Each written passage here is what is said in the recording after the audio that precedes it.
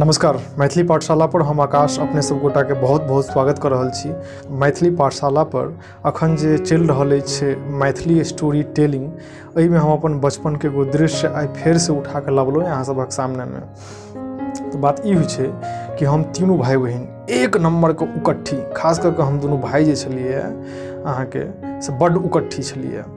तो जखन साँझ हुई छलिए और पढ़े के लिए बैठे छलिए तो कोनो ने कोनो बात से हम दोनों भाई जे छै से लड़ लगे छलिए।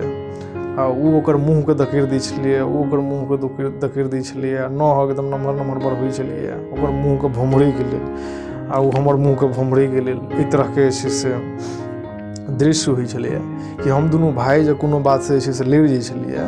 तो हमर बहिन जे छलिए से अहाँ के जेठ छलिए हमरा सबसे, तो वो अहाँ के से छोड़बै के लेल आबै छलिए हमरा सब लड़ाई के। तो हम दोनों तेहन उकट्ठी जो हम दोनों अपना में फिर लड़ाई छोड़ के से ओकरे जे से झोटा पकड़ के घींचे लगे छलिए, मुँह कान के भोमहर दै छलिए। तो मुँह ओकर जे से हमरा सबके चक्कर में ओकर मुँह जे से बर्बाद हो छलिए। तो एक दिन एना जे से हमर फुआ एहिठाम जे से फुआ के लड़का के अहाँ के शादी रही छै। तो शादी से अहाँ के जे से एक सप्ताह पहले जे से हम सब जे से जाइ छी अपन फुआ एहिठाम।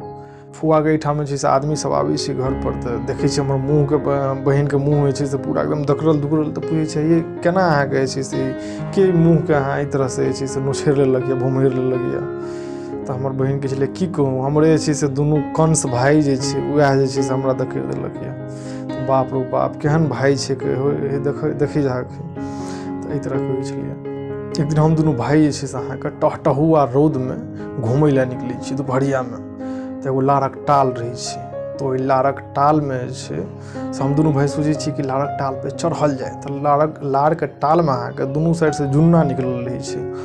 तो हम दोनों भाई अहाँ के दुनू साइड से जुन्ना पकड़ के से टहटहुआ रौद में अहाँ के लारक टाल पर चढ़ जाइ छी। आ चढ़ गेला के बाद जे छै से दुनू भाई ऊपर में जाके लारक टाल पर चढ़ के खूब एकदम कूदे लगे छी। कूदैत मतलब कि लारक टाल जे छै से पलट जाइ छै।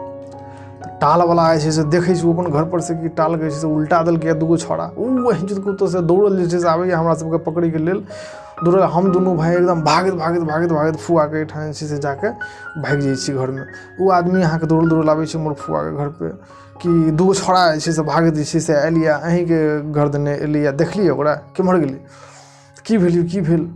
अरे हमर जे से लार के टाल के से दुनू जे से उल्टा देलक या, बताउ तो तेहन अताई सब छै।